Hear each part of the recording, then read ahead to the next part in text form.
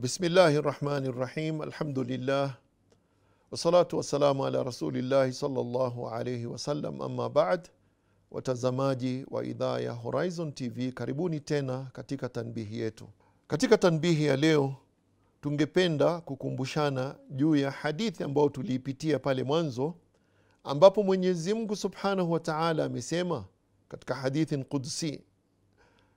qudsi ambayo inasema قال رسول الله صلى الله عليه وسلم قال الله عز وجل كل عمل ابن آدم له إلا الصيام فإنه لي وأنا أجزي به. Tungependa tu hapa kukumbushana umuhimu wa kufahamu hii hadithi na pia uzito wa saum.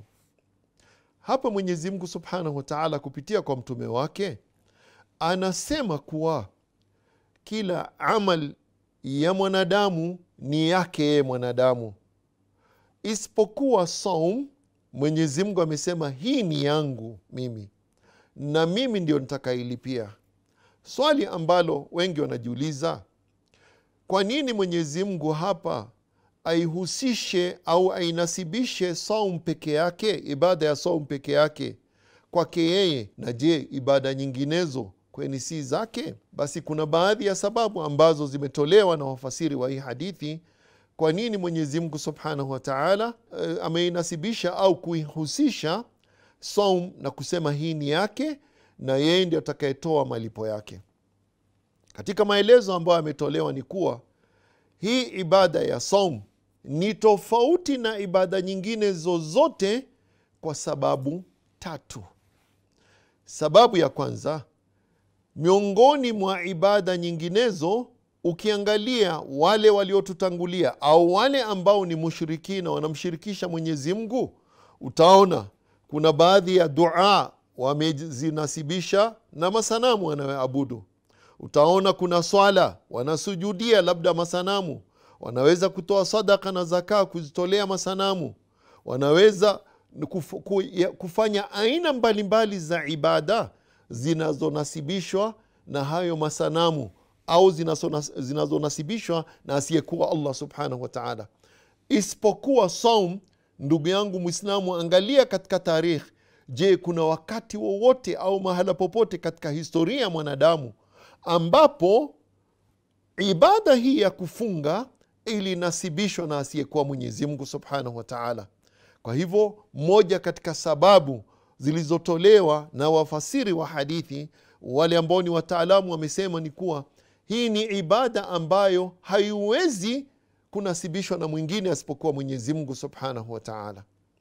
Sababu ya pili, ibada nyinginezo zinaweza kufanywa kwa sababu ya riaa. Riaa ni kujionyesha, mimi ninaswali ili nionekane, mimi ninatoa zaka ili watu waseme mimi ni mkarimu, ninakwenda kuhiji niitwe haji, ninatoa zaka watu waseme ninatoa. Isipokuwa ibada hii ya saum, anayejua hakika ya mtu kufunga ni Allah Subhanahu wa Ta'ala peke yake. Kwa sababu mwanadamu anaweza kujidai amefunga, akaingia chumbani atoke na amekula chakula na atoke na hakuna atakayejua. Naweza kujificha mahali anywe, hakuna mtu anayejua kuwa amefunga. Sio ibada ambayo inaonekana. Kwa hivyo huwezi kufanya riaa na ibada hii ya saum.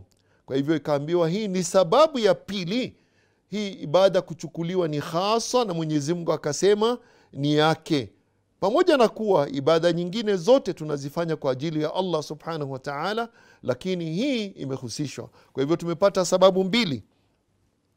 Sababu ya tatu ni kuwa kuna hadithi ya Mtume sallallahu alaihi wasallam ile ambayo inaitwa hadithi al-muflis, atadruna mani al-muflis min ummati, je mnamjua ni nani aliyefilisika katika umma wangu? Kisha Mtume sallallahu alaihi wasallam akaeleza katika hadithi ndefu, akasema ni wale ambao siku ya kiyama watakuja na ibada zao na thawabu zao, lakini thawabu zao za ibada zao zitachukuliwa, watapewa wale ambao walikuwa amewadhulumu katika ulimwengu huu. Mtu alikuwa amemdhulumu mtu mali yake hapa duniani, amemuua mtu hapa duniani, basi thawabu zake zitachukuliwa. kwa hivyo thawabu za ibada zake, isipokuwa thawabu za saum mtu hawezi kupokonywa zipewe mtu mwingine kwa sababu ya madhalim ya hapa duniani. Kwa hivyo ibada ya saum ikawa ni mahsus, na kwa vile Mwenyezi Mungu amesema yeye mwenyewe ndio atakayelipa, ni mfano wa mtu adhim katika dunia hii akikwambia kazi hii ni yake na yeye ndio atakayekulipa, bila shaka ndugu yangu utafanya kwa bidii. Kwa hivyo hii kazi ni ya Mwenyezi Mungu, saum ni ya Mwenyezi Mungu na yeye ndio atakayelipa, bila shaka yatakuwa ni malipo makubwa. Na hii ndio tanbihi yetu ya leo. Assalamu alaikum warahmatullahi wabarakatuh.